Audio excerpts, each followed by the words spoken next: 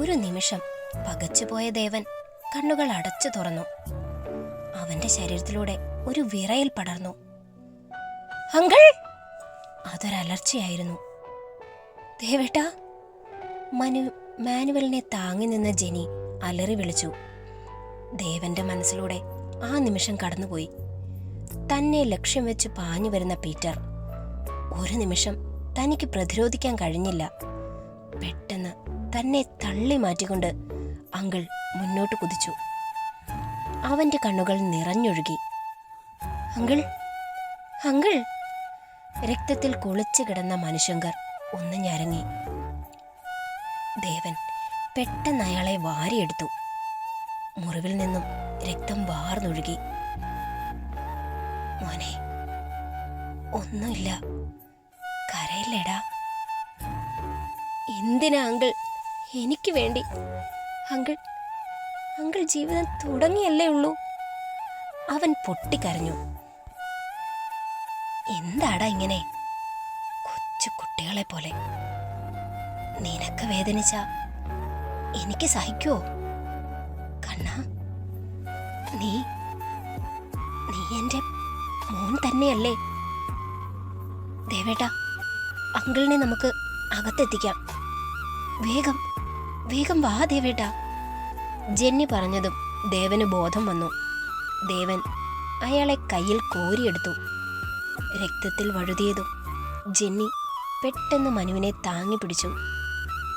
Uncle! Uncle! കണ്ണുകൾ അടഞ്ഞു തൂങ്ങുന്ന മനുവിനെ നോക്കി അവൾ വിളിച്ചു. മോളെ! അവളെ കണ്ട് അയാളുടെ കണ്ണുകൾ തിളങ്ങി. അയാൾ അവളുടെ കയ്യിൽ പിടിച്ച് നെഞ്ചോട് ചേർത്തു. പിന്നെ അവളുടെ കയ്യിൽ ചുംബിച്ചു. അയാളുടെ ആ പ്രവൃത്തി അവളെ അമ്പരപ്പിച്ചു. അയാളുടെ കണ്ണുകൾ തൂങ്ങിയടഞ്ഞു. ആരോ അകത്ത് അറിയിച്ച പ്രകാരം സ്ട്രെച്ചർ കൊണ്ടുവന്നു. പെട്ടെന്ന് തന്നെ മനുവിനുള്ള ട്രീറ്റ്മെന്റ് തുടങ്ങി. ദേവൻ കണ്ണീരോടെ തിയേറ്ററിന് മുന്നിൽ കാത്തുനിന്നു. അവന്റെ ഉള്ളിൽ നടക്കുന്ന സംഘർഷം ജെന്നിക്ക് മനസ്സിലായി. മാനുവൽ അകത്ത് മുറിവൊക്കെ ഡ്രസ് ചെയ്യുകയാണ്. അയാൾക്ക് കയ്യിൽ സ്റ്റിച്ചുണ്ട്. ജെന്നി മെല്ലെ തകർന്നിരിക്കുന്ന ദേവന്റെ തോളിൽ കൈവച്ചു. ദേവേട്ടാ, ഒന്നുമില്ല ദേവേട്ടാ. അങ്കിളിന് ഒന്നും പറ്റില്ല. ദൈവം നമ്മുടെ കൂടെയുണ്ട് ദേവേട്ടാ. അതല്ലേ ഇവിടെ വെച്ച് തന്നെ ഇങ്ങനെയൊക്കെ ഉണ്ടായത്. എന്നാലും ആരാ ദേവേട്ടാ എനിക്കായി കൊട്ടേഷൻ കൊടുത്തത്?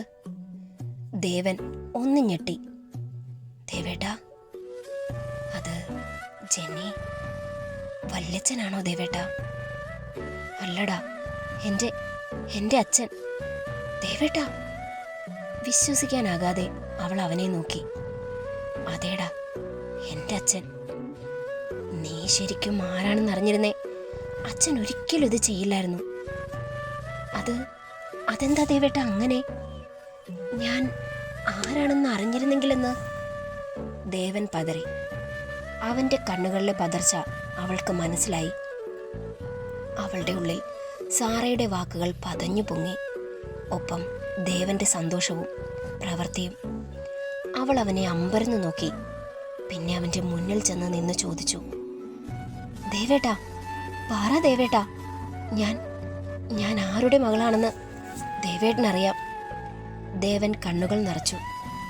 ജെന്നി, എനിക്കറിയണം എൻ്റെ പേരൻസ് ആരാണെന്ന്. ദേവേട്ടനറിയാത്. പ്ലീസ് പറഞ്ഞു താ ദേവേട്ടാ, എൻ്റെ പേരൻസ്. ദേവേട്ടാ, അത് അവളുടെ ഉള്ളിൽ സംശയം നിറഞ്ഞു. അവൾ ഒന്ന് നിർത്തി അവനെ നോക്കി.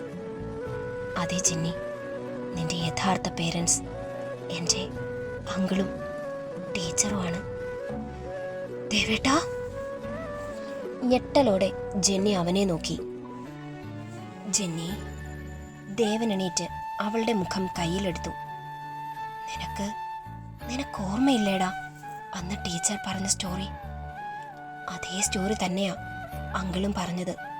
പക്ഷെ അവർ രണ്ടും അറിയാതെ അവരുടെ ജീവിതത്തിൽ മറ്റൊന്നുകൂടി സംഭവിച്ചു. നമ്മൾ കേട്ട സ്റ്റോറിയിൽ ഉണ്ടായിരുന്നില്ല.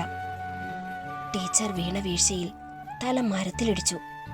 ആ ഒരു ആഘാതത്തിൽ ടീച്ചർ അബോധാവസ്ഥയിലായിരുന്നു, അതും മാസങ്ങൾ. ആ സമയത്ത് ടീച്ചർ പ്രസവിച്ച എൻ്റെ അങ്കിളിൻ്റെ കുഞ്ഞാണ് നീ. പക്ഷെ നിന്റെ വല്യപ്പച്ചന് നീ ഒരു ബാധ്യതയായിരുന്നു. അറിയാലോ ബാക്കിയൊക്കെ.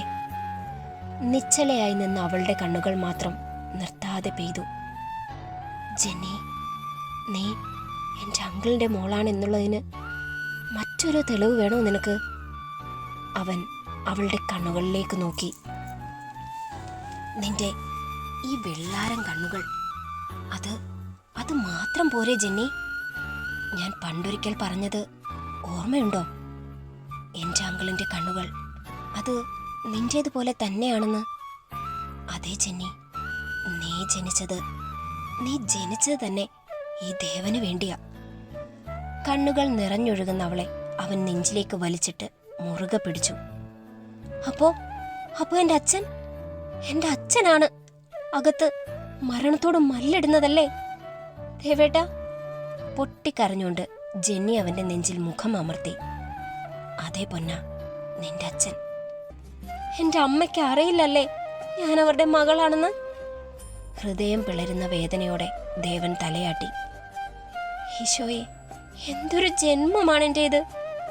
അവൾ ആർത്ത് കരഞ്ഞു. ആ കണ്ണീർ കണ്ടു നിൽക്കാനാകാതെ അവൻ കണ്ണുകൾ അടച്ചു പിടിച്ചു. മണിക്കൂറുകൾ കടന്നുപോയി. ജന്മം കൊണ്ട് അച്ഛനായവനും കർമ്മം കൊണ്ട് അച്ഛനായവനും അവളുടെ കൺമുന്നിൽ ഒരേപോലെ തെളിഞ്ഞു നിന്നു. രണ്ടുപേരും ഒരേ സമയം ഹോസ്പിറ്റലിൽ. കൂടെ നെഞ്ചോട് ചേർത്ത് വളർത്തിയ പോറ്റമ്മയും. തൻ്റെ വിധിയോർത്ത് അവളുടെ കണ്ണീർ ഒഴുകിയിറങ്ങി. അറിയുന്ന സകല ദൈവങ്ങളെയും വിളിച്ച് പ്രാർത്ഥനയോടെ ഇരിക്കുകയാണവൾ. അവളുടെ മനസ്സിൽ 100 ചോദ്യങ്ങൾ ഉയരുന്നുണ്ട്. ഇനി അങ്ങോട്ട് എന്തൊക്കെയാകും തൻ്റെ ജീവിതത്തിൽ സംഭവിക്കുക എന്നത് അവളെ അപ്പോഴും ഭയപ്പെടുത്തി. നിറഞ്ഞ ചിരിയുമായി തനിക്കൊന്നുമില്ല എന്ന് കാണിച്ച് നടന്നു വരുന്ന മാനുവൽ അത് കണ്ടതും അവളുടെ നെഞ്ചു പൊടിഞ്ഞു. പപ്പ, അവൾ അയാളെ ഇറുകെ പിടിച്ചു. പപ്പയ്ക്ക് ഒന്നുമില്ലടാ. അയാൾ അവളുടെ തലയിൽ തഴുകി. ദേവൻ കാഴ്ചക്കാരനായി. മാനുവലിന് അവർ തമ്മിൽ സ്നേഹത്തിലാണെന്ന് തോന്നി. അയാൾ അവനെ നോക്കി പുഞ്ചിരി തൂകി. മോള് വല്ലാതെ ഭയന്നുപോയി. അതാ. വസുദേവ് അപ്പ എങ്ങനെ എത്തി? മോന്റെ ആരാ അകത്ത്? ജെന്നി അയാളുടെ നെഞ്ചിൽ നിന്നും മുഖമുയർത്തി. അതെന്റെ അങ്കിളാ. ആണോ? അപ്പോ മോനെ രക്ഷിക്കാൻ? ആ അതെ. അവൻ തലയാട്ടി. വീട്ടിൽ നിന്നും ആരും വന്നില്ലേ? ഇല്ല, ആരെ അറിയിച്ചില്ല. എന്തായി? വിവരം വല്ലതും അറിഞ്ഞോ? സർജറി കഴിഞ്ഞു, കുഴപ്പമില്ലെന്ന് ഡോക്ടർ പറഞ്ഞു. പിന്നെ അങ്കിളിനെ ഒന്ന് കണ്ടാലേ എനിക്ക് സമാധാനമാകൂ. അത് പിന്നെ അങ്ങനെയല്ലേ മോനെ. ഞാൻ സാറാമ്മയുടെ അടുത്തേക്കൊന്ന് പോയിട്ട് വരാം മോനെ. ഇപ്പൊ തന്നെ ടെൻഷനായിട്ടുണ്ടാകും. മോളെ ജെന്നി, നീ? ഇല്ല പപ്പ, ഞാനിവിടെ. അച്ഛന്. അയാളുടെ മുഖം ഒന്ന് ചുളുങ്ങി. അല്ല പപ്പ, ഞാൻ കുറച്ച് കഴിഞ്ഞിട്ട് മമ്മിയുടെ അടുത്തേക്ക് വരാം. മോളെ, നിന്റെ ഡ്രസ്സ് മുഴുവൻ ബ്ലഡാണ്. ഒന്ന് ഫ്രഷായിട്ട്. വേണ്ട പപ്പ, അങ്കിളിന് ബോധം വന്നിട്ടേ ഞാൻ എങ്ങോട്ടും ഉള്ളൂ. എനിക്ക് വേണ്ടിയാ ആ പാവം. അവളുടെ കണ്ണുകൾ നിറഞ്ഞു. മാനുവലിന് ഒന്നും മനസ്സിലായില്ല. അവൾ എന്തിനാണ് വാശി പിടിക്കുന്നത് എന്നയാൾ ഓർത്തുകൊണ്ട് തലയാട്ടി റൂമിലേക്ക് നടന്നു. പെട്ടെന്ന് അവൾക്ക് താൻ അന്യനായതുപോലെ. അതയാളെ വല്ലാതെ വേദനിപ്പിച്ചു. അയാൾ റൂമിൽ ചെന്നതും നഴ്സ് ഇറങ്ങി. മയങ്ങിക്കിടക്കുന്ന സാറയുടെ തലയിൽ അയാൾ തഴുകി. അയാളുടെ ഹൃദയം വല്ലാതെ വേദനിച്ചു പോയിരുന്നു. ജെന്നി, അവൾക്ക് എന്തു പറ്റി? മമ്മിയേക്കാ വലുതായി തീർന്നോ അവൾക്കവരൊക്കെ? അതിനും മാത്രം എന്താ അവർ തമ്മിൽ? പ്രണയമാണെന്ന് തോന്നി. പക്ഷേ ഒരിക്കലും മോളത് പറഞ്ഞില്ലല്ലോ. ഇച്ചായ, എന്താ ആലോചിക്കുന്നത്? അയാളെ നോക്കി സാറ ചോദിച്ചു. അയാൾ ഞെട്ടലോടെ അവരെ നോക്കി. എന്താ ഇച്ചായ, എന്താ മുഖമൊക്കെ വല്ലാതെ? അവർ പരിഭ്രാന്തിയോട് ചോദിച്ചു. അയാളുടെ കണ്ണുകൾ നിറഞ്ഞു. എന്താ എന്താ ഇച്ചായ?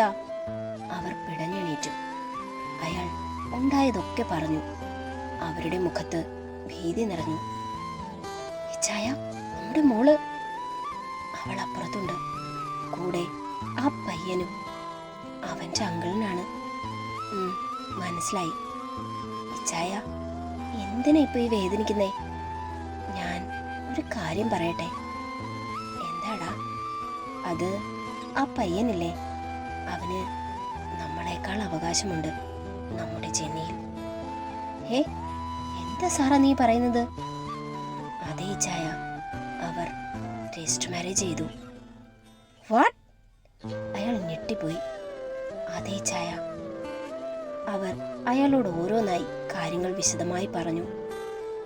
അയാൾക്കൊക്കെയും വിശ്വസിക്കാൻ തന്നെ ബുദ്ധിമുട്ടായിരുന്നു.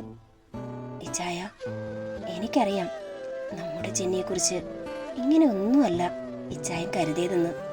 പക്ഷെ ഇച്ചായ, നമ്മൾ അവളുടെ ആരുമല്ല എന്നവൾ മനസ്സിലാക്കിയ സ്ഥിതിക്ക് നമ്മളോട് അവൾ എതിർത്താ ചിലപ്പോ നമുക്കവളെ നഷ്ടമാകും ഇച്ചായ. അതുകൊണ്ടാ ഞാൻ എൻ്റെ വേദന മറിച്ച് അവളോട് ഇടപെട്ടത്. പിന്നെ ഇച്ചായൻ എപ്പോഴും പറയാറില്ലേ, അവളുടെ ഇഷ്ടമാണ് നമ്മളുടേതു എന്ന്. ഇനിയും അത് മതി ഇച്ചായ. ആ മോൻ നല്ലവനാ, എനിക്കത് ബോധ്യായി. അയാളുടെ മൗനം അവരെ ആശങ്കയിലാഴ്ത്തി. ഇച്ചായ, ഇപ്പോ നമ്മളെ അവൾക്ക് വേണ്ടതായി അല്ലേ സാറാ? ഇച്ചായ, അതേടാ, നിന്നേക്കാൾ വലുത് അവൾക്കിപ്പോ അവരാ. അതെനിക്ക് സഹിക്കുന്നില്ല സാറാ. ഇച്ചായ, എന്താ ഇത് കൊച്ചു കുട്ടികളെ പോലെ? നമുക്കറിയില്ലേ നമ്മുടെ മോളെ? അവളിപ്പോ ഇങ്ങ് വരും. അയാൾക്ക് ഒരു കുഴപ്പവും ഇല്ലെന്ന് ബോധ്യപ്പെട്ട അവളിങ്ങ് ഓടി വരും. ഇച്ചായ, നമുക്ക് എത്രയും വേഗം ആ മോന്റെ വീട്ടിൽ പോണം. നമ്മുടെ കൊച്ചിനെ നമുക്ക് തന്നെ കൈപിടിച്ചു കൊടുക്കണം. എൻ്റെ ഏറ്റവും വലിയ സ്വപ്നമാണത്. അവരുടെ കണ്ണുകൾ നിറഞ്ഞു. അയാൾ അവരെ നെഞ്ചോട് ചേർത്തു. അവളെ നമ്മൾ വളർത്തുമ്പോ നമ്മുടെ തീരുമാനം എന്തായിരുന്നെന്ന് ഓർമ്മയുണ്ടോ സാറാ? നമ്മുടെ ഒരാഗ്രഹവും അവളെ അടിച്ചേൽപ്പിക്കാൻ ശ്രമിക്കില്ലെന്ന്. അതെ, അവളുടെ ജീവിതം തീരുമാനിക്കുന്നത് അവൾ മാത്രമാകുമെന്ന്. അത് പറഞ്ഞ് തന്നെയാണ് അവളെ വളർത്തിയത്. ഇപ്പോ അവളുടെ ഇഷ്ടം അവൾ നടത്തി. ഇനി നമ്മൾ ചെയ്യേണ്ടത് നമുക്ക് ഭംഗിയായി ചെയ്യാം. പക്ഷേ അവളെ നമുക്ക് നഷ്ടമാകുമോ ഇച്ചായ? നിറഞ്ഞ വേദനയോടെ അവർ ചോദിച്ചു. ഇല്ല സാറാ, നീ വിഷമിക്കാതെ. പക്ഷേ അയാളുടെ കണ്ണും നിറയുന്നുണ്ടായിരുന്നു. മാനുവലിന്റെ പിന്നാലെ വന്ന ദേവൻ ഒക്കെയും കേട്ട് ഭിത്തിയിലേക്ക് ചാരി. അവളുടെ സ്വന്തം അച്ഛനാണെന്നറിയുമ്പോ ഇവർ എന്തുമാത്രം വേദനിക്കും. എന്തൊരു പരീക്ഷണമാണിത്. നിറഞ്ഞ കണ്ണുകൾ അമർത്തി തുടച്ച് ദേവൻ തിരിഞ്ഞു നടന്നു. ജെന്നി, നീ മമ്മിയുടെ അടുത്തേക്ക് പോയിക്കോ. ജെന്നിയുടെ കണ്ണുകൾ നിറഞ്ഞു. എൻ്റെ അച്ഛൻ ഞാനൊന്ന് കണ്ടിട്ട്. വേണ്ട മോളെ, നിന്റെ മമ്മി ഇതൊന്നും അറിയാതെ നിന്നെയും കാത്തിരിക്കുകയാവും. നിന്റെ പപ്പ, ആ മനുഷ്യന്റെ വേദന അത് ഞാൻ കണ്ടതാ. നീ മാത്രമാണ് ജെന്നി അവരുടെ ലോകം. നിനക്ക് വേണ്ടി മാത്രമാണ് അവർ ഒക്കെയും സ്വരുക്കൂട്ടി വെച്ചത്. അവർ ജീവിക്കാൻ പോലും മറന്നു. സത്യം നമുക്കറിയാലോ. ഞാൻ പറഞ്ഞില്ലേ, അങ്കിളിനോട് ഞാൻ ആവശ്യപ്പെട്ടത് അങ്കിള് സമ്മതിച്ചു. ടീച്ചർക്ക് ഇങ്ങനെ ഒരു കുഞ്ഞിന്റെ കാര്യം അറിയാത്തിടത്തോളം നിന്റെ മമ്മി സാറാൻറ്റിയാ. അത് മതി, അതാണ് ശരി. പെട്ടെന്ന് ടീച്ചറിന്റെ ഡോർ തുറന്നു. മനുശങ്കർ കണ്ണു തുറന്നു. തിരിഞ്ഞു നടക്കാൻ തുടങ്ങിയ ജെന്നി അതീവ സന്തോഷത്തിൽ തിയേറ്ററിലേക്ക് ഓടിക്കയറി. ദേവന് അവളെ തടയാൻ തോന്നിയില്ല. അവൻ അവളുടെ പിന്നാലെ കയറി. വയറിനു കുറുകെ വലിയ പഞ്ഞിക്കെട്ടുമായി കിടക്കുന്ന മനുശങ്കർ. ജെന്നിയുടെ ഹൃദയം നുറങ്ങി. അവൾ ഒരു കുതിപ്പിന് അയാളുടെ അരികിലെത്തി. അച്ഛാ! അവളുടെ ആ വിളി. അയാൾ കണ്ണുകൾ വലിച്ചു തുറന്നു. അരികെ കരഞ്ഞുകൊണ്ട് നിൽക്കുന്ന ജെന്നിയെ കണ്ടതും അയാളുടെ ചുണ്ടുകൾ വിതുമ്പി. മോളെ!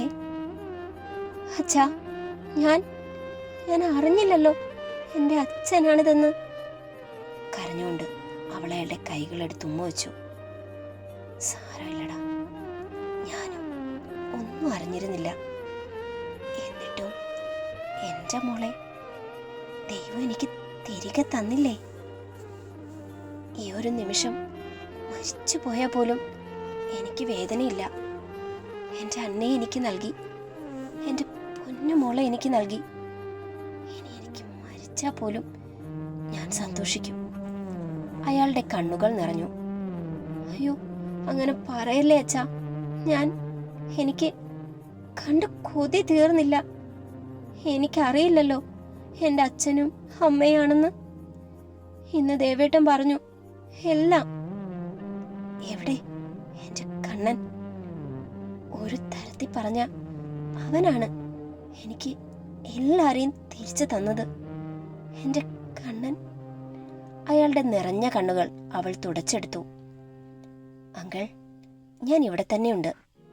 നിങ്ങൾ മനസ്സ് തുറക്കുന്നിടത്ത് ഞാനൊരു തടസ്സവരുതെന്ന് കരുതി മിണ്ടാതെ നിന്നതാ. എന്നാലും അങ്കിള് കൊള്ളാലോ. അവരുടെ സ്നേഹവും പരിഭവവും ആ മുറിയിൽ നിറഞ്ഞു. അത് കണ്ട് പ്രകൃതി പോലും സന്തോഷിച്ചു. മാസങ്ങൾക്ക് ശേഷം. കണ്ണാ, കണ്ണാ! ആ, ദാ വരുന്നു ടീച്ചർ. ദേ, എല്ലാരും തയ്യാറായി. നിനക്കിത് എന്തു പറ്റി കണ്ണാ? ഇറങ്ങണ്ടേ നമുക്ക്? അതിന് ഞാനല്ലല്ലോ, ഈ അങ്കിളല്ലേ റെഡിയാകാത്തത്. ശങ്കർ! അന്ന മുറിയിലേക്ക് കയറി.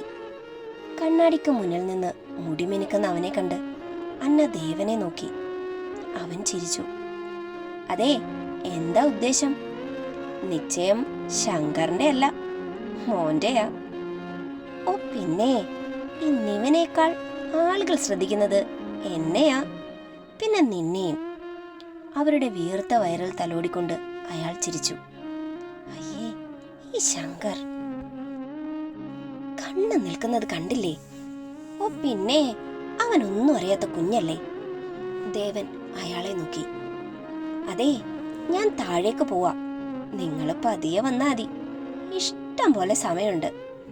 ചിരിയോടെ അവൻ പോയതും അന്ന ശങ്കറിനെ കൂർപ്പിച്ചു നോക്കി. കഷ്ടമുണ്ട് ശങ്കർ. ഒന്ന് പോ പെണ്ണെ. ഞാനേ നിന്നെ വെയിറ്റ് ചെയ്ത് നിൽക്കുമായിരുന്നു. നീ വരുമെന്ന് എനിക്കറിയാം. എന്തിനാ ഇപ്പോ? അതോ, എനിക്ക് എന്റെ പെണ്ണിന്റെ ഉമ്മ വേണം. ഒന്ന് പോ ശങ്കർ, കൊഞ്ചാതെ. അവൾ തിരിഞ്ഞു പോകാൻ തുടങ്ങി. ശങ്കർ പെട്ടെന്ന് അവളെ പിടിച്ചു നിർത്തി. അവളുടെ കഴുത്തിൽ മുഖം പൂഴ്ത്തി. അവളൊന്ന് വിറച്ചു. ശങ്കർ, ഇത്രയുള്ളൂ എന്റെ കൊച്ച്, എന്നിട്ടാ ഈ ജാട? ചോദിക്കുമ്പോഴേ ഒരെണ്ണം തന്നിട്ട് പോയിക്കൂടെ? എന്നാണ് പെണ്ണെ നീയായിട്ട് എനിക്ക് തരുന്നത്? അയാളുടെ കൈ അവളുടെ വീർത്ത വയറിനെ തഴുകി. ഇത് മോനാ, എന്റെ കണ്ണനെ പോലെ. ശങ്കറിന് മോനെയാണോ വേണ്ടത്? എനിക്ക് ഒരു മോളെ വേണമെന്നാ. ശങ്കറിന്റെ അതേ വെള്ളാരം കണ്ണുള്ള ഒരു കുഞ്ഞു മാലാഖയെ. ശങ്കർ ഒന്ന് പിടഞ്ഞു. അയാൾ പെട്ടെന്ന് പിന്മാറി. എന്താ ശങ്കർ? ഒന്നുമില്ല, വാ നമുക്ക് പോകാം. ശങ്കർ, അന്ന അയാളെ നോക്കി. നമ്മുടെ ജെന്നിയില്ലേ, അവളെ കാണുമ്പോ എനിക്ക് അത്ഭുതം തോന്നാറുണ്ട്. എന്റെ ശങ്കറിന്റെ അതേ കണ്ണുകൾ അവൾക്ക്. അതെങ്ങനെ കിട്ടി ശങ്കർ? എനിക്ക് അവളെ കാണുമ്പോ നമ്മുടെ മോളാണോ എന്ന് വരെ തോന്നിയിട്ടുണ്ട്. അവർ ചിരിച്ചു. വട്ട്, അല്ലാതെന്താ? സാറേ എങ്ങാനും കേൾക്കണം. ചിരിയോടെ അവർ തുടർന്നു. അവളെ കണ്ട നിമിഷം മുതൽ എനിക്കുള്ള ആഗ്രഹമാ അതേ കണ്ണുകളുള്ള കൊച്ചു സുന്ദരി. മോളാകും അല്ലേ ശങ്കർ? അന്നയിൽ നിന്നും കണ്ണുകൾ മറച്ച് അയാൾ മൂളി. എന്റെ ആഗ്രഹം പറഞ്ഞു എന്നേ ഉള്ളൂ. എന്റെ ശങ്കറിന് മോൻ മതിയെങ്കി. അയ്യടാ, അങ്ങനെ സുഖിക്കണ്ട, മോളെ തന്നെ മതി. അവർ കുഞ്ഞുങ്ങളുടെ കുസൃതിയോടെ ചിരിയോടെ പറഞ്ഞു. അങ്കിളേ, വൈശു വിളിച്ചു. ആ, വരുന്നു മോളെ. അയാൾ വാതിലേക്ക് തിരിഞ്ഞു. അന്ന അയാളുടെ കയ്യിൽ പിടിച്ചു. അയാൾ തിരിഞ്ഞു നോക്കി. എന്താടാ? അവർ നെറ്റിയിൽ വിരൽ തൊട്ടു. അയാൾ അവരുടെ അടുത്തേക്ക് നടന്നു. ആ മുഖം കൈകളിലെടുത്തു. പിന്നെ ആ കണ്ണുകളിലേക്ക് നോക്കി. നെറ്റിയിൽ ചുണ്ടുകൾ അമർത്തി. മുഖമുയർത്തി അവരുടെ കണ്ണുകളിൽ നോക്കി. ദേഷ്യമുണ്ടോ എന്നോട്? എന്തിന്? സ്നേഹം മാത്രമേ ഉള്ളൂ. അന്ന ചിരിച്ചുകൊണ്ട് അയാളുടെ ചുണ്ടിൽ ചുണ്ടുകൾ ചേർത്തു. ദേവേട്ടാ, കാറ്റുപോലെ ജെന്നിയുടെ സ്വരം. ഇറങ്ങിയില്ലേ ഇതുവരെ? അതിന് നിന്റെ അച്ഛൻ്റെയും അമ്മയുടെയും റൊമാൻസ് കഴിഞ്ഞിട്ട് വേണ്ടേ പൊന്ന? അവര് റൊമാൻസിക്കട്ടെ ദേവേട്ടാ, ഇപ്പൊ അല്ലേ അവർക്കതിനുള്ള സമയമായത്. മമ്മിയും പപ്പയും അവരും ഇവിടെ ചിന്ന റൊമാൻസ് കളിക്കുക. പപ്പ മമ്മിക്ക് സാരി ഉടുത്തു കൊടുക്കുക. ചിരിയോടെ ജെന്നി പറഞ്ഞു. ഹോ, ഇതൊക്കെ കേൾക്കുമ്പോ എൻ്റെ പൊന്നാ, എനിക്കിതിന് വല്ല യോഗമുണ്ടോ? എവിടുന്ന്? എനിക്ക് സാരി ഒന്നും ഉടുക്കാൻ അറിയില്ല ദേവേട്ടാ. അപ്പൊ ഇന്നത്തെ വേഷം സാരിയല്ലേ? നമ്മൾ സെലക്ട് ചെയ്തത് നീ മാറ്റിയോ? അത് ഞാൻ മാറ്റുവാ ദേവേട്ടാ. എൻ്റെ ദേവേട്ടൻ്റെ ഇഷ്ടമല്ലേ അത്? എനിക്ക് എൻ്റെ മമ്മി ഒരുക്കി തന്നു. അപ്പോ അതെങ്ങാനും അഴിഞ്ഞാ എനിക്കൊരു ചാൻസ് ഉണ്ടല്ലേ? കള്ളച്ചിരിയോടെ ദേവൻ ചോദിച്ചു. പിന്നെ വല്ലാത്ത മോഹം തന്നെയാണല്ലോ. എൻ്റെ മോഹം ഉടുപ്പിക്കാനല്ല, അതെനിക്ക് നല്ലതുപോലെ അറിയാലോ. ദേവാ, അയ്യോ പട്ടാളമാണല്ലോ. ചെല്ല് ചെല്ല്. പട്ടാളമൊക്കെ പണ്ട്. ഇപ്പോ എൻ്റെ അച്ഛനെ പോലൊരു പാവത്തെ കാണാൻ കിട്ടില്ല മോളെ. ദേവൻ ചിരിയോടെ പറഞ്ഞതും ജെന്നി ചിരിച്ചു. മോനെ ദേവാ, ഇറങ്ങേണ്ട സമയമായല്ലോ, നമുക്കിറങ്ങാം. മോള് വിളിച്ചിരുന്നോ? അവൾ ലൈനിലുണ്ടച്ചാ. ആണോ? അയാൾ അവൻ്റെ കയ്യിൽ നിന്നും ഫോൺ വാങ്ങി. മോളെ. ആ അച്ഛാ. റെഡിയല്ലേ മോളെ? അതെ അച്ഛാ, ഞാൻ വെറുതെ ദേവേട്ടനെ വിളിച്ചു എന്നേ ഉള്ളൂ. മുഹൂർത്തത്തിന് ഇനിയും സമയമുണ്ട്. അതെ മോളെ, എന്നാലും കുറച്ച് നേരത്തെ ഇറങ്ങണം. വല്ല ബ്ലോക്കിലും പെട്ടാ ചടങ്ങ് കഴിയുമ്പോൾ രാഹുകാലം തുടങ്ങും. ഒന്നുമില്ല അച്ഛാ, ടെൻഷൻ വേണ്ട കേട്ടോ. ആരോടാ ഈ പറയുന്നേ? അളിയാ, ഞങ്ങൾ റെഡി. ആ മോളെ, എല്ലാവരും റെഡിയാ. ഞങ്ങൾ ഇറങ്ങാൻ തുടങ്ങുക കേട്ടോ. ആ ശരി അച്ഛാ. ദേവാ, ദാ ഫോൺ. ഞാൻ കാറെടുക്കാം, നീ പോരെ? അയാൾ നടന്നു കഴിഞ്ഞു. ദേവേട്ടാ, വല്ലാത്തൊരു മാറ്റം തന്നെയല്ലേ ദേവേട്ടാ? അതേടാ, ഞാൻ ആഗ്രഹിച്ചതുപോലെ ഒരച്ഛനാണിന്ന്. അമ്മയ്ക്ക് നല്ല ഭർത്താവും. എല്ലാത്തിനും നന്ദി പറയേണ്ടത് നിന്നോടാ ജെന്നി. ഞാൻ എന്ത് ചെയ്തിട്ടാ ദേവേട്ടാ? എല്ലാറ്റിനും കാരണം എൻ്റെ അച്ഛനാ. എവിടെ എൻ്റെ റൊമാൻറ്റിക് ഹീറോ?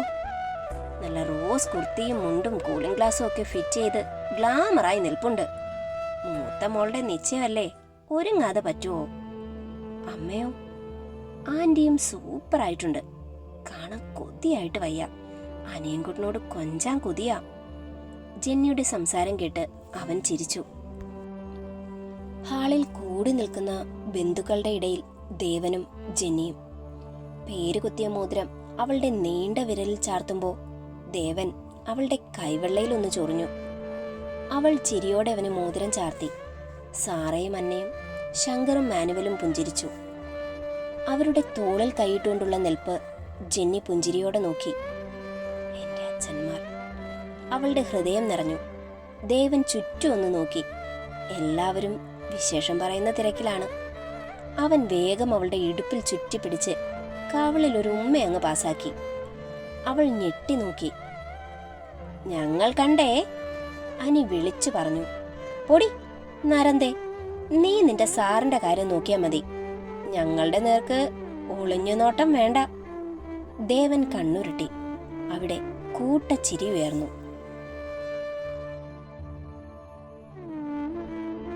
സോറി കേട്ടോ, കുറച്ച് തിരക്കിലായിപ്പോയി. എങ്കിലും വലിയ പാർട്ട് തന്നെയാണേ തന്നത്. അപ്പോ എന്താ തിരികെ തരേണ്ടത്? ഒരു ലൈക്ക്, ഒരു കമന്റ്, ഒരു ഹൈപ്പ്. വേഗം പോന്നോട്ടെ, ഞാൻ വെയിറ്റിംഗ് ആണേ. പിന്നെ ഇവിടെ എഴുതിയിട്ടില്ല, പറയുവാണേ, നാളെ സൺഡേയാ. പറ്റിയാൽ മാത്രമേ സ്റ്റോറി ഇടുള്ളൂ. ഇടണമെന്ന് തന്നെയാണ് എൻ്റെ ആഗ്രഹം. പക്ഷേ നടക്കുമെന്ന് തോന്നുന്നില്ല.